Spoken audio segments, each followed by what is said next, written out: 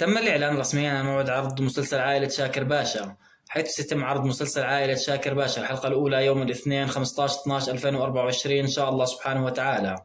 وبذلك سيتنافس المسلسل مع مسلسلي المنظمة والعبقري على صدارة الرايتنج اليومي، وبالتأكيد ستكون منافسة صعبة، حيث يعتبر كل من مسلسل العبقري ومسلسل المنظمة من أقوى المسلسلات هذا الموسم.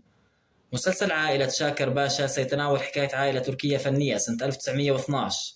هذه العائلة تبدو ناجحة من الخارج، لكن كيف ستبدو العائلة من الداخل؟ فهنالك العديد من الخبايا المخفية في هذه العائلة. المسلسل سيكون بطولة كل من وحيدة بيرتشن وفرات تانيش وجيم ييت ونيلسو بيرفن أكتاش. في النهاية شكرا لكم على حسن المتابعة، رجاء الاشتراك في القناة والإعجاب بالفيديو. السلام عليكم ورحمة الله تعالى وبركاته.